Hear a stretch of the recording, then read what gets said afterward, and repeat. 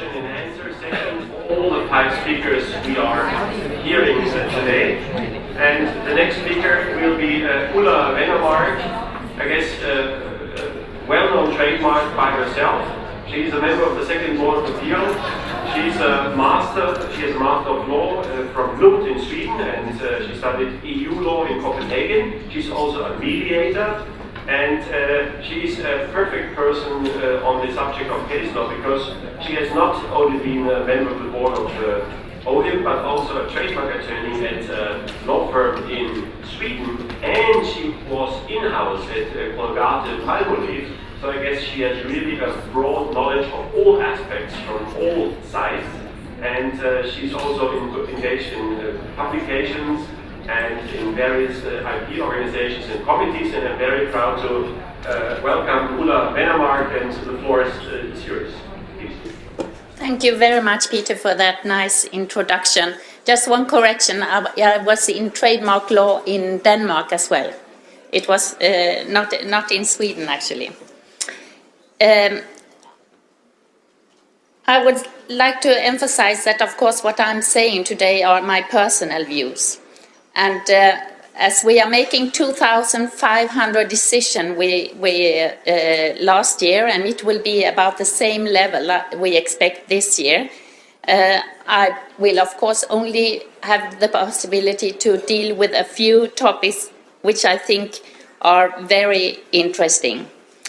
My starting point will be something which has been said both by Natalie and later on by Gordon about but emphasized by Natalie, the protection area of weak elements.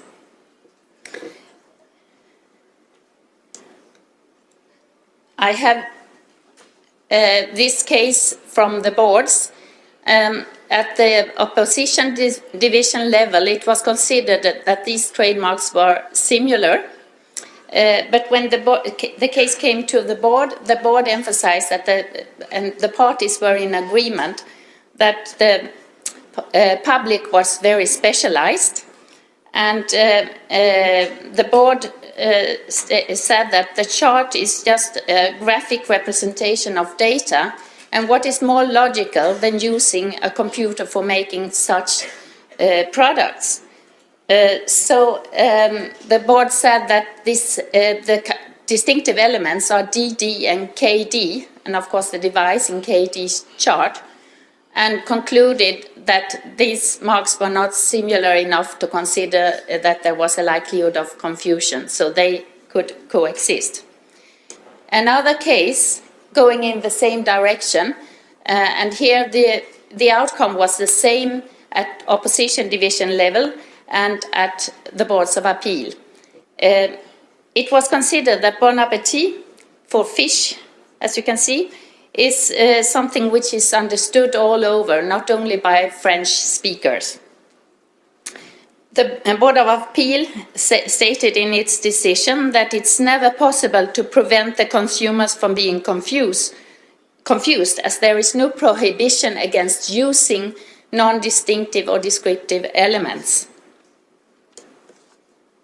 There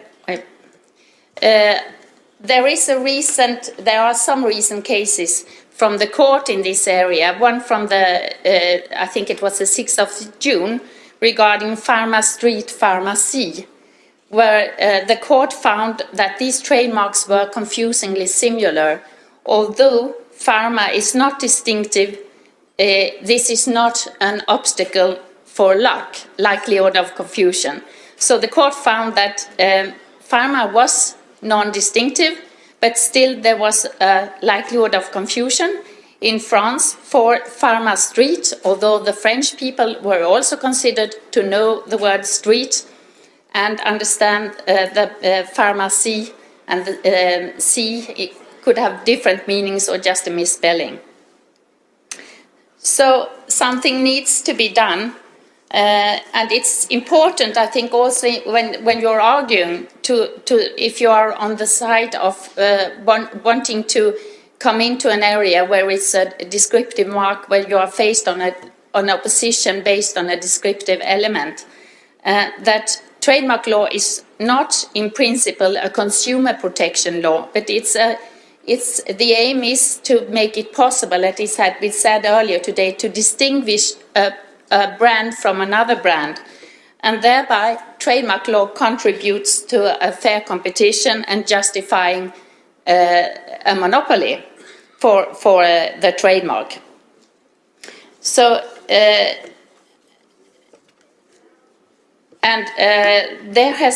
I think, therefore, just one remark, and that is that I find it extremely unfortunate that the disclaimer stipulation has been deleted in the proposal to the revised CTMR. When we are faced with all these languages, it would be clearer and it would be much easier to make a more accurate search if we had disclaimers. And it's not even replaced by an explanatory it's not even replaced by some comment in the preamble as suggested by Max Planck. Turning to something completely different, there are a number of cases after the IP translator case. And this is one of them. The opposition decision was a case before IP translator, and the decision was saying that there was similar goods and services based on that the class heading covered all services. The board came to the same conclusion, but based on a different reasoning. They refer to Rule 2.2, saying that the nature of the goods and services shall be clearly indicated. And they emphasized that the principle of certainty means that the uncertainty is always detrimental to the responsible party, meaning that if something is unclear, the person who have this unclear specification of goods is in a bad situation because it will be interpreted against him.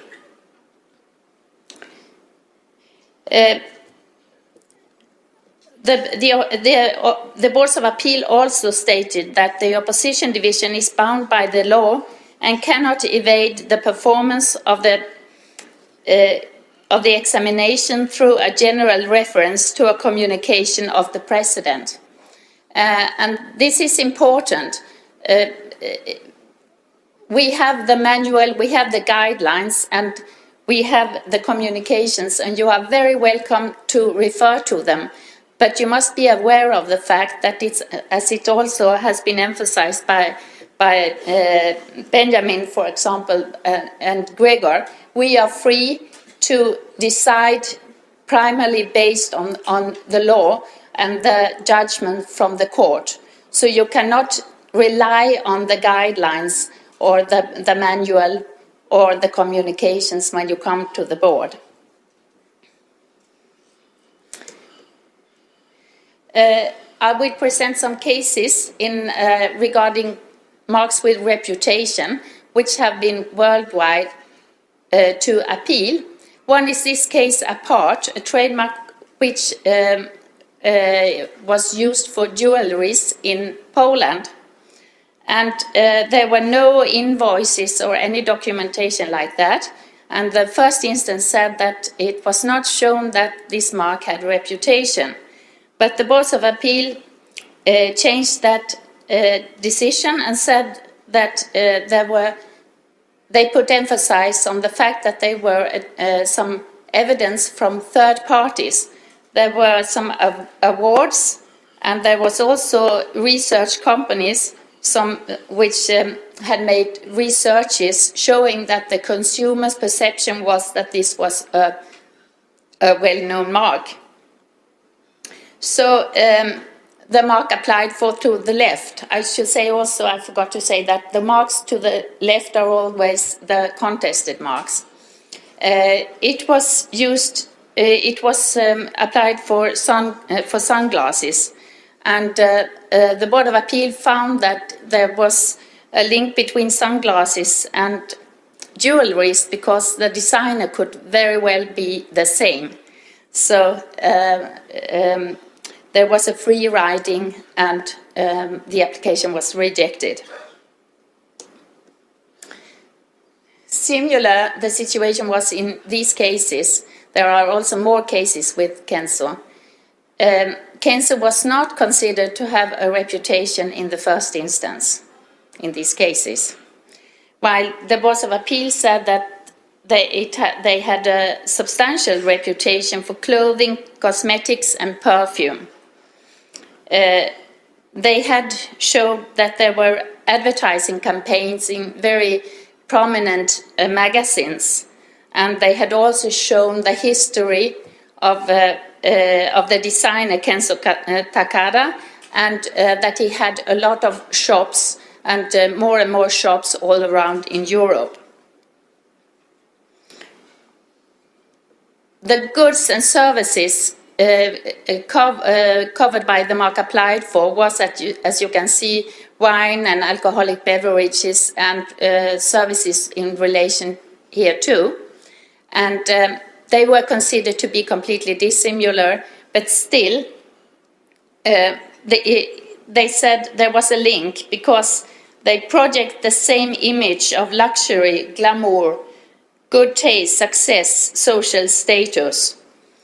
So a brand extension was highly likely, and therefore that it was unfair advantage to use Kenzo. The board also put emphasis on the fact that Kenzo is an inherently distinctive trademark, and the mark applied for was identical with the earlier mark with reputation.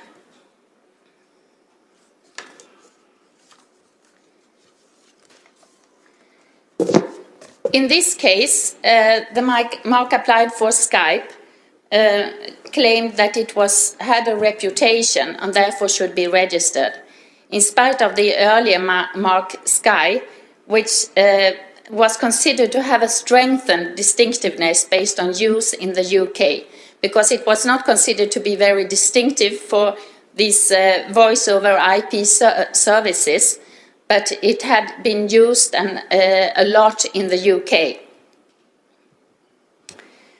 The Board of Appeal found that the applicant cannot rely on a possible reputation. Also, the fact was that Skype had only been used for a few months before filing, and most of the evidence regarding the reputation of Skype was regarded the time after the mark had been applied for. It was also stated that it's up to the applicant to demonstrate peaceful coexistence. This is in line with what the court has said in a number of cases. Now this case has been appealed, and it will be interesting to see what the court is saying, if there will be any discussion about this. Because, of course, it is impossible, I would say, for anybody to document that there has been no likelihood of confusion. If you can show that there have been peaceful coexistence for a long time, then, according to my opinion, it must be the other party who should say, yes, it could be we have been in different cities or whatever, or yes, but there have been actual cases of confusion. So let's see what the courts say about this. The next one is a case with foreign equivalents.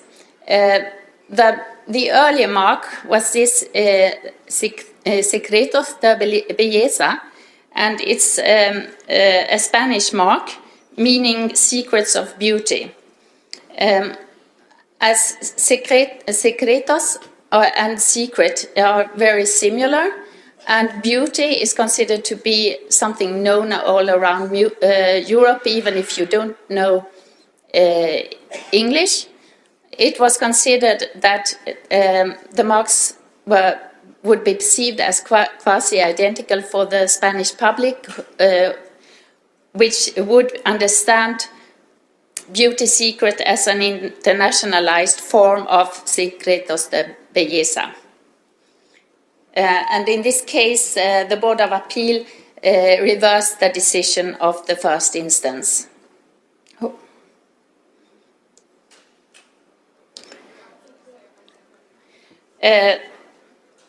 In this case, the opposition division granted the opposition and found consequently a likelihood of confusion.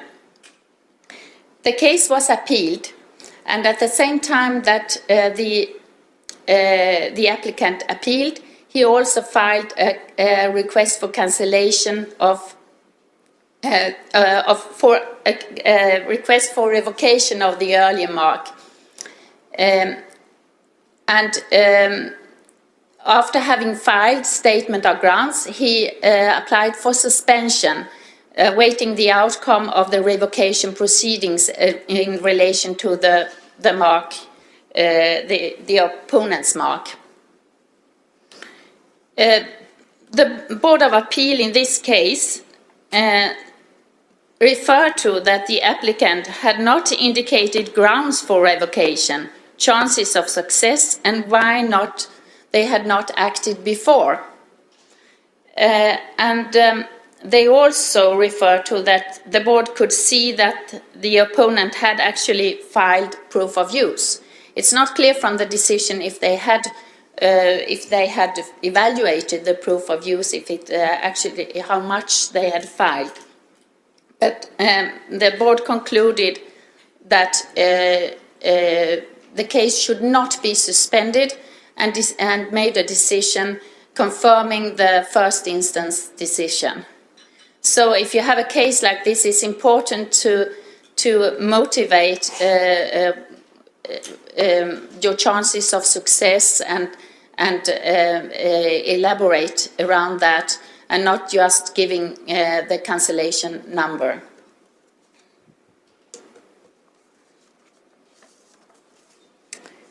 This is a case about a designer, Elio Fiorucci. He should be a famous Italian designer. I don't know if Italians can confirm that. You know him? Yeah, okay. He was a clothing designer. He had a company called Fiorucci SPA, and he ran into some financial difficulties and decided to assign his company. And together with his company, he assigned several hundreds of trademarks.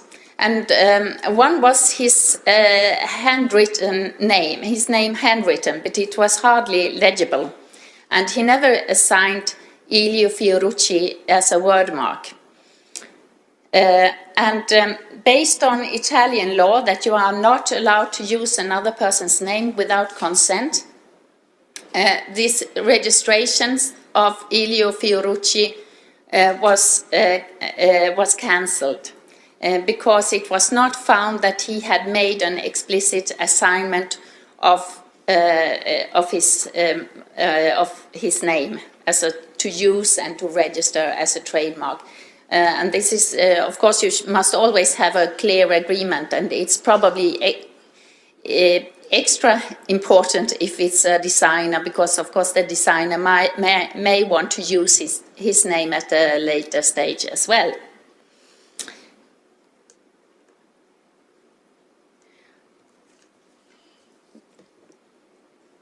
This was a case about a revocation of a trademark Ipuri, a case after Omelonel.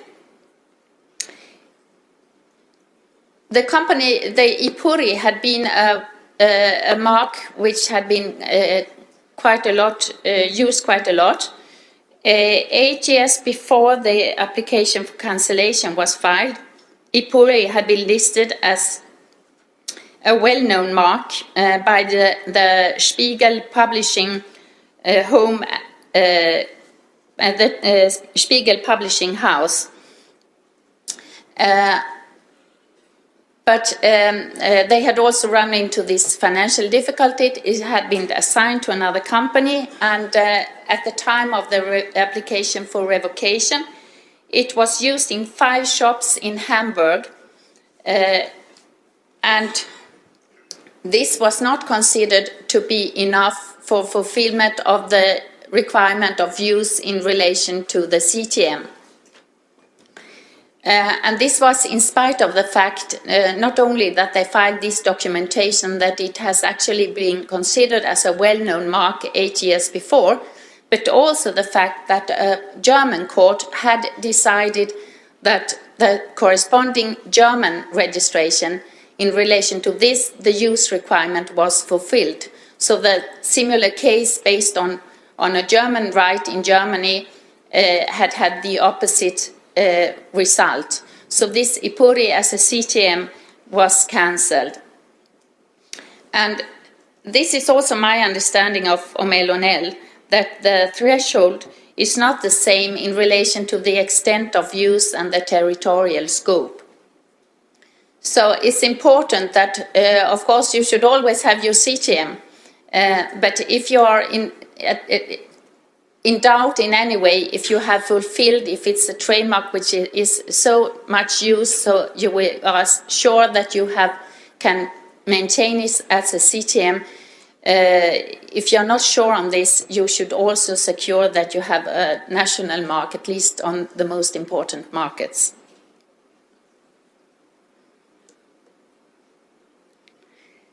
Yeah, that were some spices from the boards, and I hope that this election has given you a good taste of the spices we deliver from the boards, and that you will make searches next time you have a complicated case or you something unusual. And I hope also that you will read my paper, which of course is much more, contain much more than I have time for right now. Thank you very much.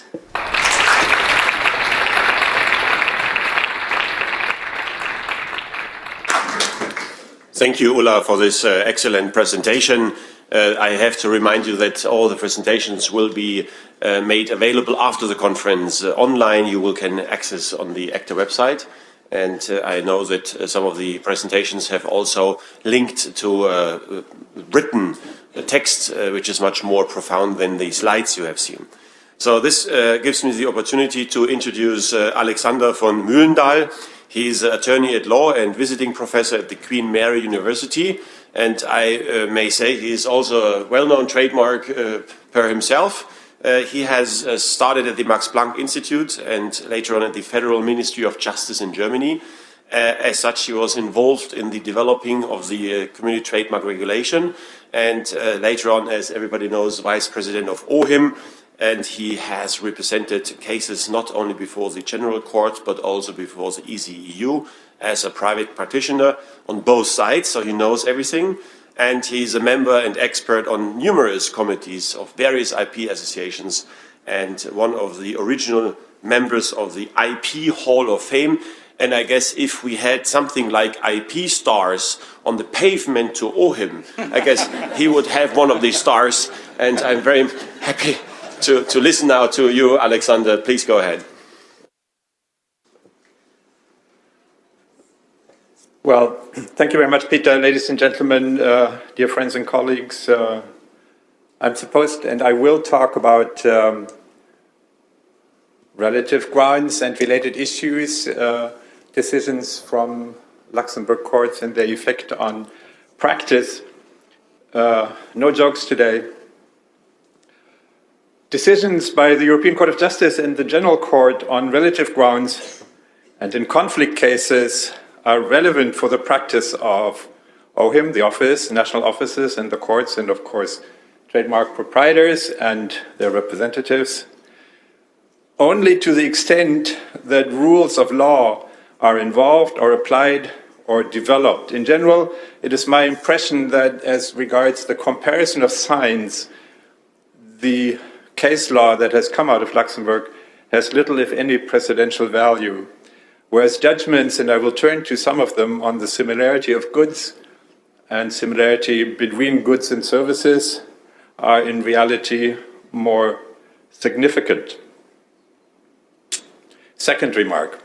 One of the common elements of appeals to the General Court and the Court of Justice that come from OHIM decisions is that OHIM almost always wins, more or less regardless of how convincing or weak the appealed board decision may have been.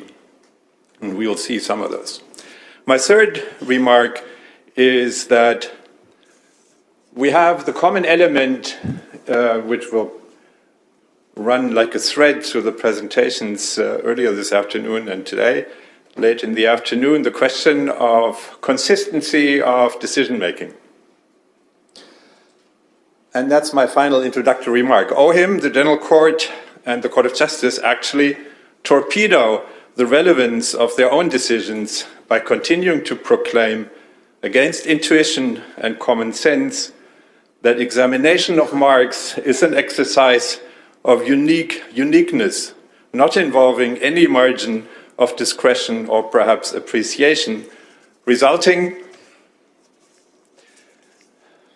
in a situation where the court is, and it's like a mantra, repeats that decisions are taken by the deciding instances on a case-by-case basis without relevance to the previous law. I think this is a very bad part of the case law of the Court of Justice, which will remain with us, unfortunately. What I'm going to do is mention, but only to mention, how you get to the Court of Justice. You remember from Gregor Schneider's speech that you have appeals against office decisions and you have the references. I have a few statistics which kind of bear out my statement that OHIM always wins. Of the some 70 decisions which were taken this year by the General Court, 19 on absolute grounds, and the applicant or the appealing party won in one half of the case, so actually only 1/10 of the case. It is the mark which was mentioned earlier involving the trademark Bioderma. On 45 relative and use cases, the office was reversed only in 2 cases and reversed in part for some of the goods and services in 4 cases, which demonstrates that the rate of success of appealing against board cases to the General Court is very low. And if you would add to that the judgments taken by the Court of Justice on appeal from the General Court, you would find out that it is practically impossible to overturn a decision of the General Court on substance, on procedural points perhaps. The relative grounds of refusal and the infringement criteria are the same. You talk about double identity, likelihood of confusion, and reputation. You have, in addition, a few relative grounds which are in practice of reduced relevance, but they are nevertheless important when they occur. Agents' marks, earlier unregistered rights, earlier national IP rights, which are not, as you know, opposition grounds, but invalidity grounds. And then you have, in the Commission proposal, a new relative ground, which is the third country mark in genuine use in the third country, which has been applied for at OHIM in knowledge of the use of that third country mark and in bad faith. So if that ever becomes the law, you will have to look at the new relative ground of refusal in the regulation. You have to understand that the review of board decisions undertaken by the General Court is limited to examining the legality of the board decision on the basis of the facts and evidence that were presented to the Board of Appeal. This has been repeated many times, but it is a recurring experience when you read decisions of the General Court that the parties nevertheless try to present new facts and evidence to the General Court and argue issues that they have not properly argued before the Board of Appeal. The advice for practitioners is that you be well advised to present whatever facts, evidence you have, actually not only at the Board of Appeal level, but at the first instance level in the opposition division, because they have very strict exclusionary rules for presenting evidence late. If you ever get to the Court of Justice on appeal from the General Court, you're familiar with the fact that the competence of that court is limited to issues of law and not of fact. There is an exception to the so-called distortion of evidence argument, but I have not seen a single case that has come from OHIM through the General Court where the Court of Justice ever was able to accept that argument. Of course, when you have the other way to the Court of Justice on references, and they play a significant role in developing, interpreting European trademark law, then naturally the Court of Justice only makes statements of law. It never looks at the facts, but it often goes in the interpretative rulings beyond what it probably would do at the level of an appeal from the General Court. Agents' marks, I do not really want to go into the details as regards the time here. I just want to point out an interesting case which went to the General Court where, again, I think on good grounds, the Board of Appeal was confirmed. All of these cases, by the way, you find eventually on the website, and contrary to the practice of the Boards of Appeal in my presentation, the earlier mark is always on the left side and the attacked mark is on the right side. We have earlier unregistered rights.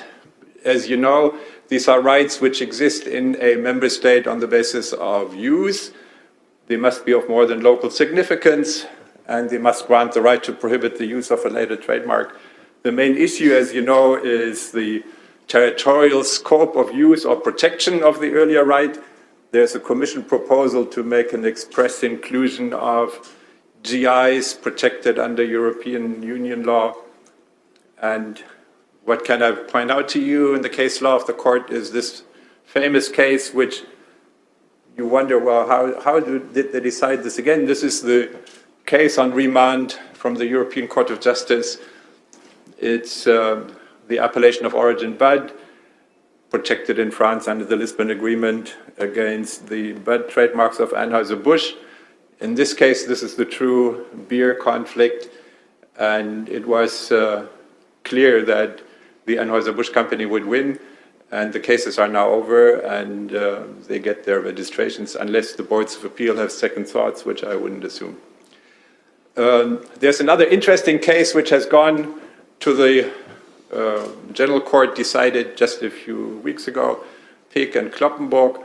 There are two Peek and Kloppenburg companies in Germany, and one of them wanted a community trademark, and the other one applied for, actually it was an opposition based on an earlier unregistered right in Germany, and they obtained in those two cases a decision in their favor, which means that under this situation, neither the one Peek and Kloppenburg, which is headquartered in Düsseldorf, nor the other one headquartered in Frankfurt, will ever obtain a community trademark. Another reason to go national, it's the only way to go for these people.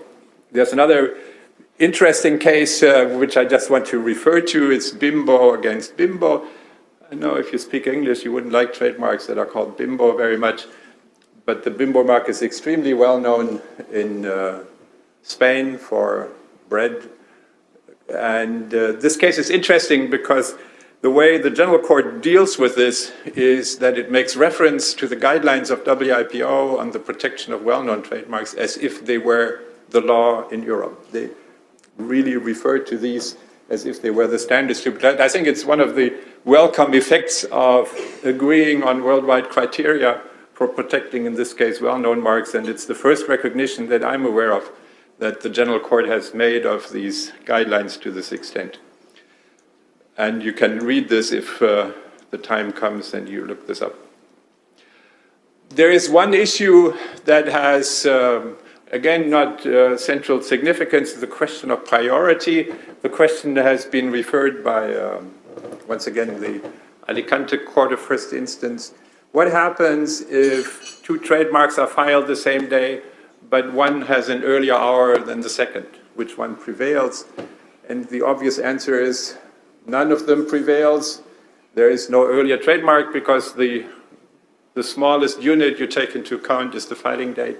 And the consequence is that you have trademarks with the same filing date or same priority date, and they will coexist. They cannot go against each other. Genesis Seguros.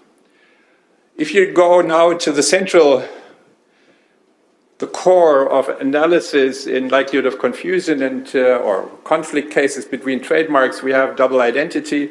We have likelihood of confusion, as you will recall, that is examined in 3 steps by looking at the identity or similarity of the marks, identity, similarity of the goods or services, and then the overall evaluation, this 3-step analysis, and you have, of course, the reputation marks.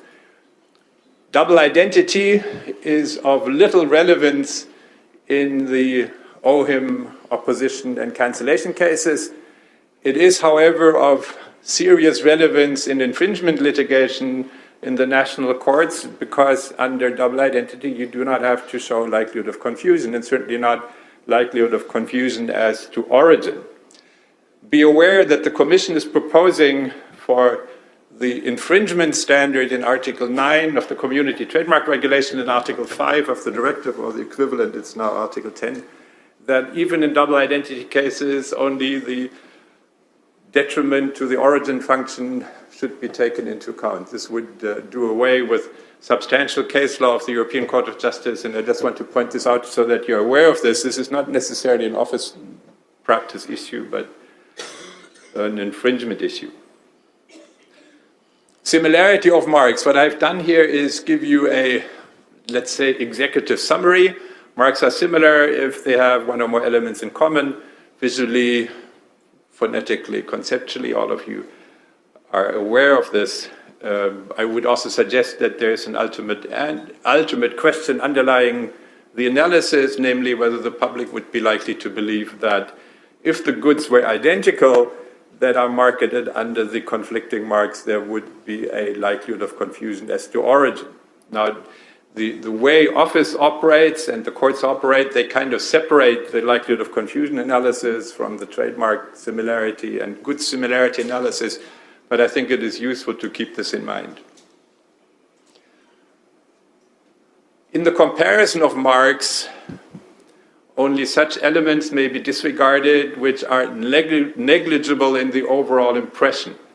And we will see in some of the cases of how that works out.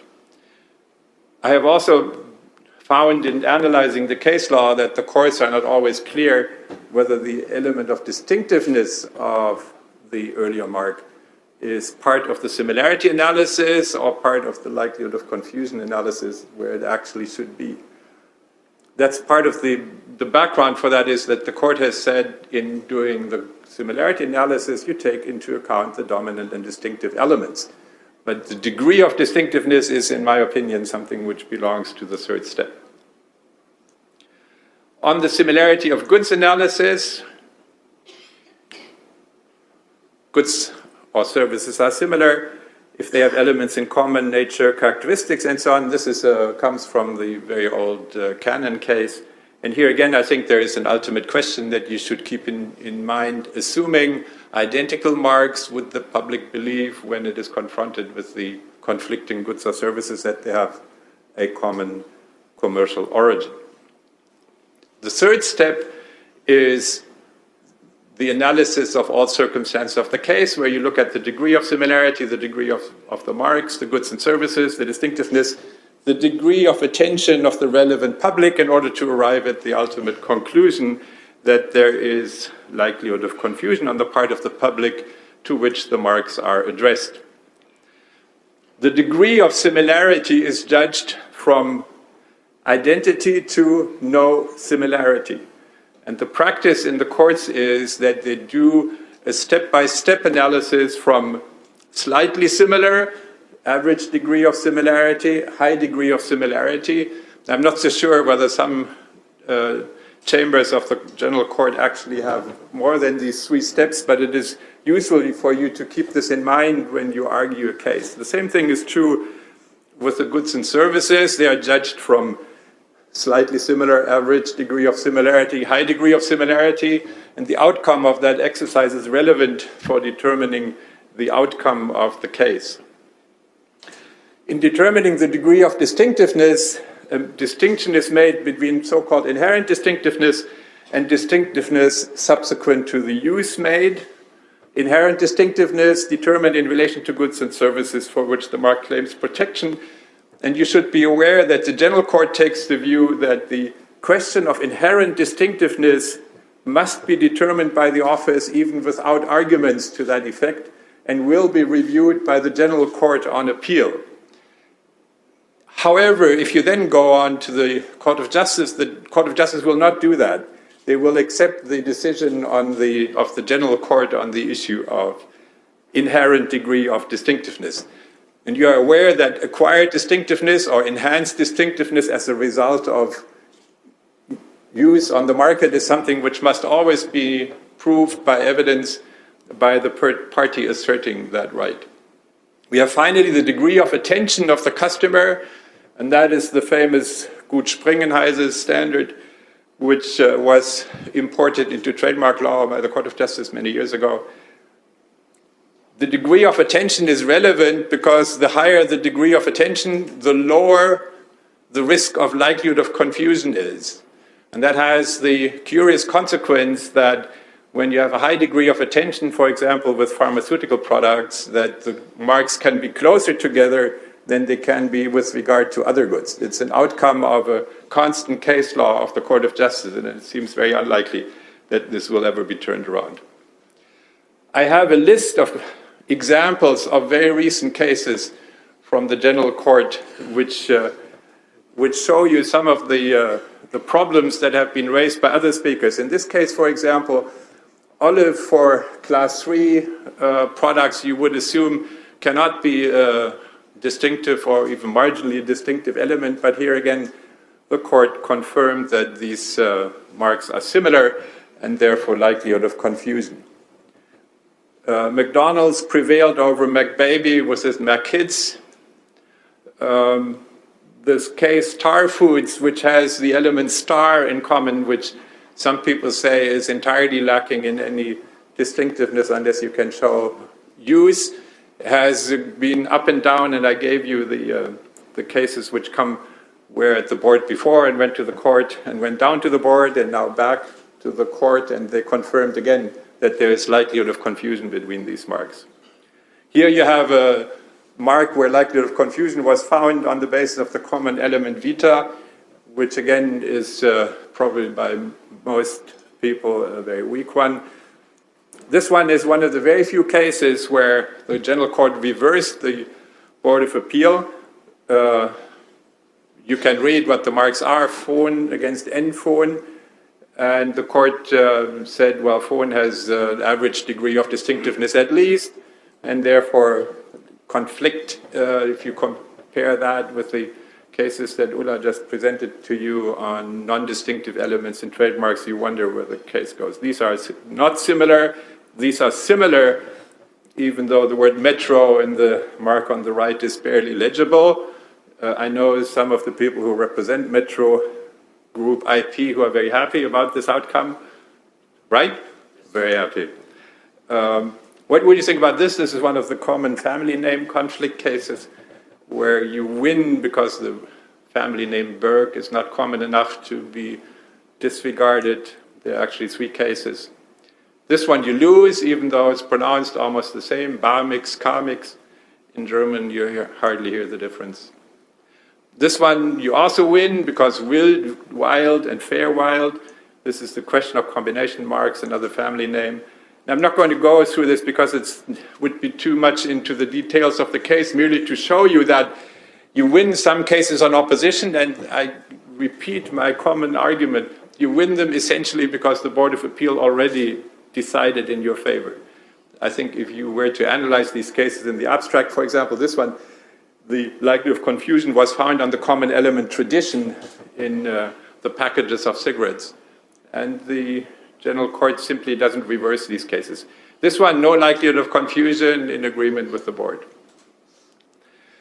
When we turn to the similarity of goods and services, which is a difficult and complicated exercise, you have to begin by analyzing the goods and services in the earlier mark and compare them then later with the goods and services in the later mark. Once you have done that description analysis comes the question of similarity.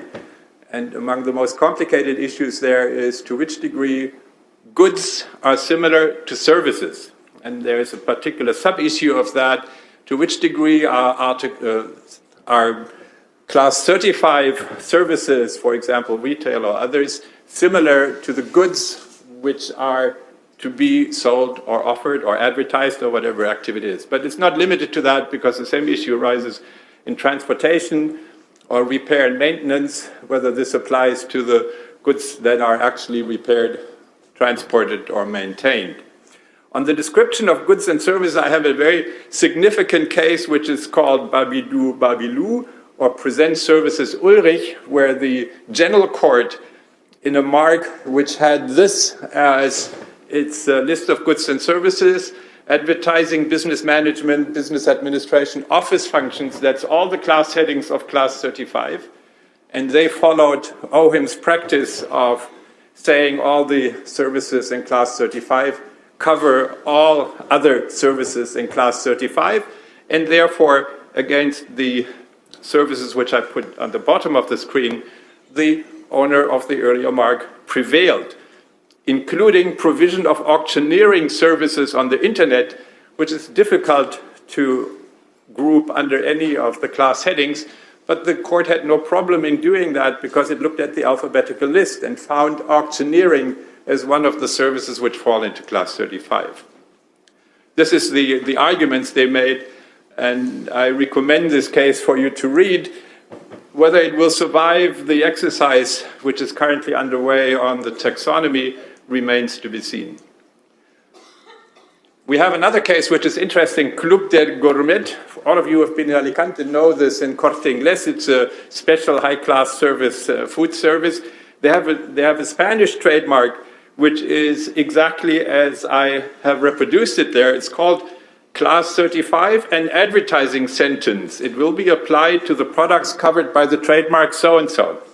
So what did Corte Inglés argue? I have a service mark in Class 35, and I thereby can go against all of the goods which are in Classes 16, 21, 29, 30, 32, and 33. The General Court said, no, you cannot do this.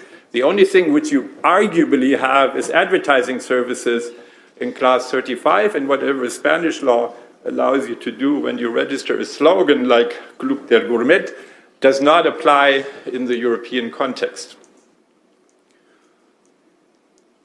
Now, once you have defined what the earlier goods are and you look at the later goods, you come to the comparison, and there are interesting elements in the case law of the General Court. For example, in comparison, beverages. We have Class 32 and Class 33. In this case, the court concluded that these goods are similar. You have another case, which is also decided by the same court, Matador against Matador. The earlier mark, beer, and the later mark, tequila.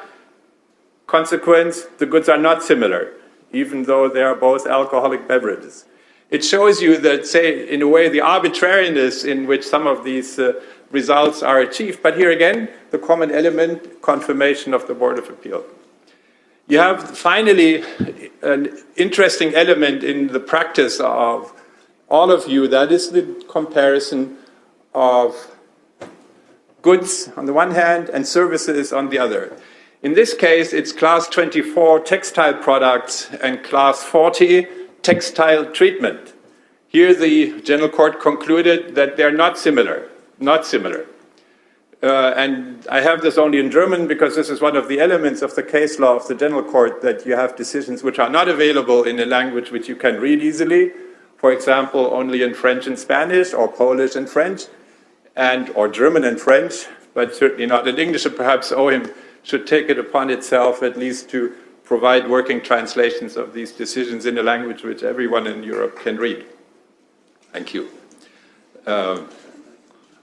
You have this case, which is, I don't know, the funny chicken case, where the question was whether Class 29 and 31, that is actually the live chicken or chicken products, and Class 39, in particular the transportation of chicken, are similar. In this case, OHIM and the board had decided they're not similar, but this case was reversed by the General Court in saying that obviously if you see transportation of chicken under the same mark as the chicken themselves, there is going to be likelihood of confusion. Again, I recommend this to your reading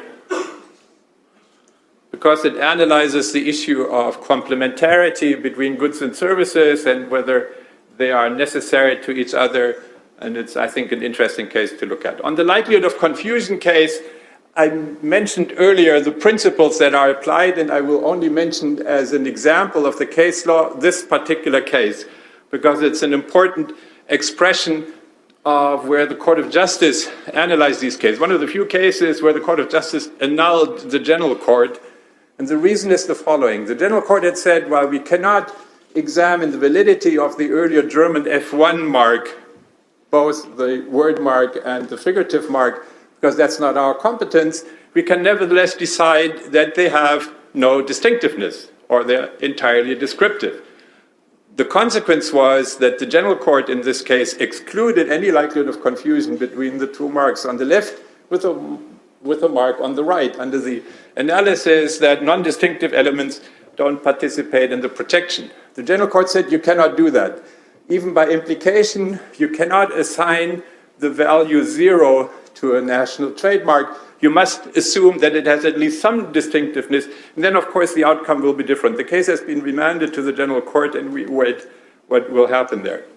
Very important case for you to look at when the issue is the degree of distinctiveness.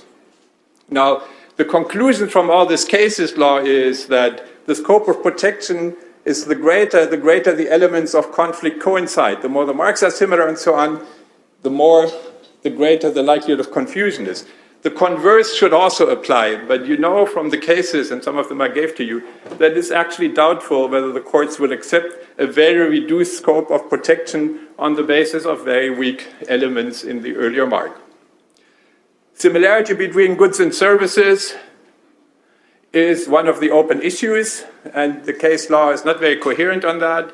The scope of protection granted to weak trademarks or marks composed of elements with a weak or not as such registrable element, where the later mark has the same element, is the second area of great complication today. What has happened there in the court decisions is, I think, not acceptable, because the result is that a trademark in the example contains the element foam, prevails as a community trademark against the later trademark similarly composed, where everyone knows that the element foam is non-distinctive or descriptive. However, that is the law that you have to live with unless you are able to impose yourself on the legislature to do something in the review that we are looking at. Do I have about 5 minutes, Peter? Yeah? I don't know how I'm doing time-wise, General. 10? 5 to 10. So that was, if you wish, the substantive part of analyzing conflict between trademarks on likelihood of confusion analysis. And now we come to defenses which are raised in opposition or invalidation cases, or for that matter in infringement cases, and it's the absence of genuine use. And you know they arise in a different context in opposition, invalidation, infringement, and in national cases and in national infringement cases. We have the first issue to look at the relevant point in time for determining the grace period. What is the beginning and what is the end? The Commission proposes there in opposition cases to take as a relevant point in time the filing date or the priority date of the later trademark, because if the earlier trademark was at that time subject to cancellation, it should not be enforceable against the later trademark. We heard some criticism of this morning, and I think that can be taken care of by adding that the mark, if at the time of publication the 5-year grace period also expired, of course cannot also not be enforced. There's no point in enforcing a trademark which at the time the opposition is brought is no longer enforceable because of absence of use. On the genuine use issue itself, we have who must use, the proprietor or with his consent, what must be used, the mark is registered or an acceptable variant, where in the territory where the mark is protected, when after the grace period, how the use must be genuine. Looking at the territory, we have an important case which is currently on the way to the Court of Justice involving Rivella and Bascaya. There the opponent was required to present evidence of use, and he presented evidence of use for the German mark by showing use in Switzerland. And for those of you who are familiar with German-Swiss relations for the last century and a half, they know there's a treaty from 1892 which attributes use in Switzerland, gives it the same value as use in Germany and the other way around. And the applicant, in this case the opponent, argued that that should be applied also in proceedings before OHIM. Not surprisingly, OHIM rejected, the board rejected, and the General Court also rejected this approach. And that case is now up in the Court of Justice. An interesting issue of applying old treaties which predate, of course, the creation of the community, whether they have an influence on legislation adopted much later. There's the territory, of course. I'm not going to talk about this because it's a separate session tomorrow. The Omel case and the varying interpretations, whether actually there's a serious difference between community marks and national marks on territory. I think it's the wrong question. Territory, you cannot make an argument. Maybe on extent of use, perhaps. There is an interesting case that is, I come to that on the genuine approach.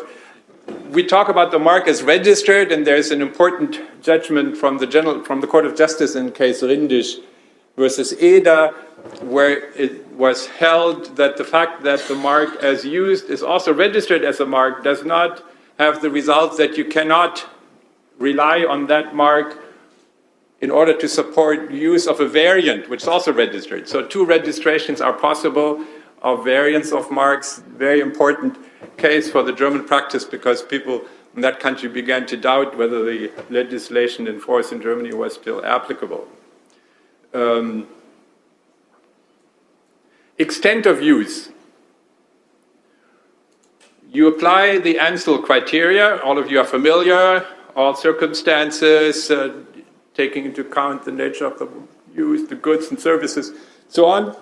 My impression is that in most situations where the use actually fails the proof of use, it is rarely that there has been no use, because most people will not even begin to present evidence when they have absolutely no use, but it's the faulty evidence. And I'm sure that if you look at the case law that comes out of the boards of appeal, many of these have simply failed on bad preparation of proof of use cases. And don't forget, you only have essentially 2 months after the request is notified to you, to the opposition division, to provide the proof of use. Very difficult to come with later evidence, very difficult. Not impossible, but very, very difficult. There is an interesting case pending in the Court of Justice, which I call Walzertraum, because it's such a beautiful word. The proprietor is Mr. Weber. It's a little company in southern Germany who are better known for their Mozartkugeln. And they are selling, you see there the figures, they are actually on the market with Walzertraum handmade confectionery. And OHIM and the General Court considered, don't forget, it's a German mark, not a CTM. They considered that the use was not sufficient to maintain the opposition. Interesting to see whether the Court of Justice will support this, because it is, once again, it's a German mark and not a CTM that is involved here. If they are serious on the F1 issue, that you cannot totally negate protection for a mark, it's interesting to see whether they apply that by analogy to the use issue. Probably not, but still it remains an interesting issue. Bad faith. I just want to present one case actually that's interesting. I was representing L'Oréal in that case, or Lancôme, and we argued the fact that the same person had applied for the CTM, which is identical to many earlier marks, and never used any of them ever for the goods in question, amounted to an abuse of right. You use the system as an abus de droit. The court rejected it outright. Remember the Pathfinder case we had earlier from the boards of appeal. Then there's another one which is interesting. The Board of Appeal rejected an invalidation request because it argued that the applicant was abusing the right to obtain cancellation of a conflicting trademark because of previous relations between the parties. The General Court annulled that decision and remanded it back. Bad faith in invalidation cases has no place. So there is no defense of bad faith anyway, the way the General Court has described it. I will not talk about reputation marks, but talk about 2 or 3 issues of procedure which are relevant. One is the Vortex case. Very recent case, decided in May this year. What happened? The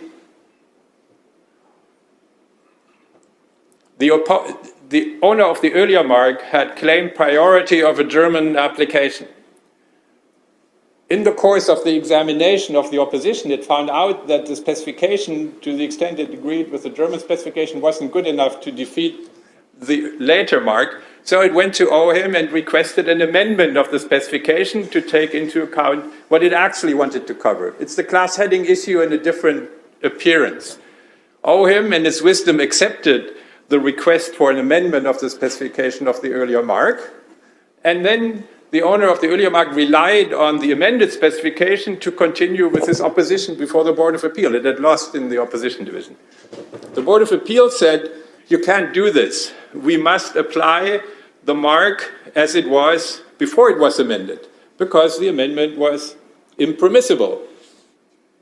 Interesting analysis of who is competent in which proceedings to do what in which case. Anyway, the General Court approved of this, and it approved that the Board of Appeal has the power in an opposition proceedings to review a decision that was taken not by the opposition division, but by a different unit in OHIM, namely that which is responsible for restricting or specifying goods and services. We have an interesting, but I'm not going to go to this because that takes too much time, and we'll finish with 3 cases which deal with what I call changed circumstances. Changed circumstances arise if, after the decision of the Board of Appeal, the application, which is the subject matter of the case, is withdrawn, assume in an opposition case or ex parte. What happens if the opposition is withdrawn after a final decision of the board, but while the case is still pending? And what happens when you lose the earlier right on which an opposition or invalidation was based after the Board of Appeal took a decision? So here's the first sentence. Where an opposition is withdrawn subsequent to Board of Appeal decision, the court will declare the action devoid of purpose. That's an ECJ order in the Omnicare case, very important for the practical work. Now the next case comes, and I have the results here. Where the earlier mark is revoked or declared invalid, subsequent to a Board of Appeal decision, the court, this is now General Court, will declare the action devoid of purpose against the opposition of OHIM. OHIM said the case has not become devoid of purpose, but the General Court said no. Here we are again in the presence of our good friends from MIP Metro Group Intellectual Property, who have obtained this, I think, very correct judgment. And then you have a final case, which is even more recent, May this year, where an earlier right invoked in opposition or cancellation is lost as a result of non-renewal or invalidation subsequent to the Board of Appeal decision, the court will not declare the action devoid of purpose. So the owner who had successfully obtained cancellation of the earlier mark, his rights will nevertheless be cancelled by OHIM because the Court of Justice says there's no point in declaring the action devoid of purpose. How the courts in Luxembourg will reconcile this in the long run remains to be seen. So, again, I recommend this for your reading, and we'll have some conclusions. Effect on OHIM practice, obviously, General Court decisions, Court of Justice decisions on appeal are of prime importance for OHIM practice, and we have heard that OHIM will take them into account and change and adapt their guidelines as necessary. Member state practice, you have heard some examples from Mrs. Grabucker, how this works out. I think the effect is not as direct as it is with preliminary rulings. In member state practice, reference to General Court decisions is usually useless. There are so many of them, and they are so contradictory among themselves that a clever advocate will always find a case supporting his position.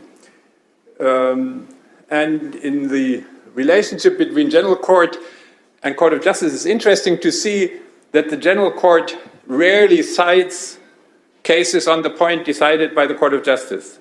Obviously, the Court of Justice never cites cases, or except in rare circumstances, decided by the General Court, but they don't really talk to each other very much, it seems.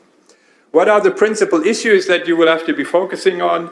It's the consistency issue, case-by-case approach, the non-binding nature of previous judgments, the absence of stare decisis or any of these rules that we know from our case law, the similarity analysis, and issues of territoriality, likelihood of confusion in a multi-language market, territorially limited degree of distinctiveness and reputation, that is more an infringement issue than a conflict issue, and you have the territorially limited use. All of these issues will be with you in years to come, and I do thank you very much for your attention.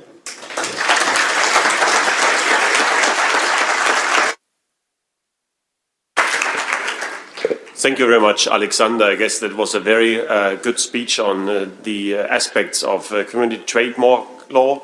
And we as practitioners, of course, we are seeking more consistency, especially when our clients come to us and ask for advice, and we should give advice all the way through, including registration and infringement. And then we hit the boards of appeal or courts, which say, well, we don't care so much. It's a case-to-case basis, and every case is to be dealt with different. So I think conferences like our conference here is ideal to bring together the different practitioners, courts, boards, and practitioners from industry and from law practice in order to discuss these things. And so we have like 5 minutes more time to ask questions. So please go ahead. There is the first one. Please, do we have microphones? Maybe you raise your hand a little bit in advance so the microphones can be brought to you. There are two ladies carrying the microphones, and maybe you show your hand in advance so we don't lose too much time.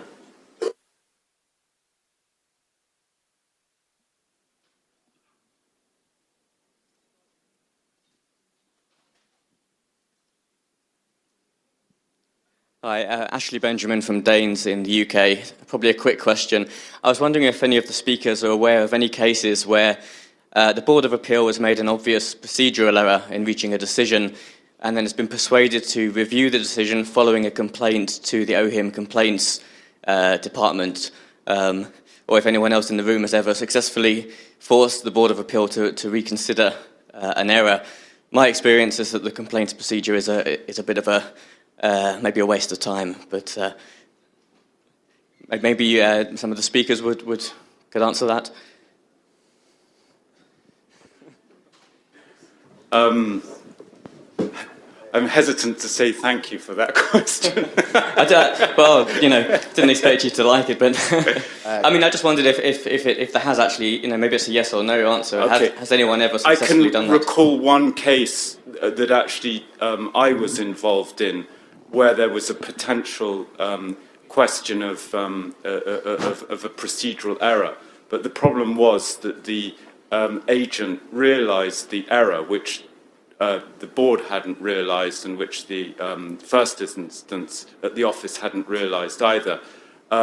Almost at the end of the period for appealing to Luxembourg, it was in the summer months, and by the time the case was looked at, it was too late to do anything with. And in any case, in order to revise our decision, if it's an inter partes case, we have to inform the other party and obtain their consent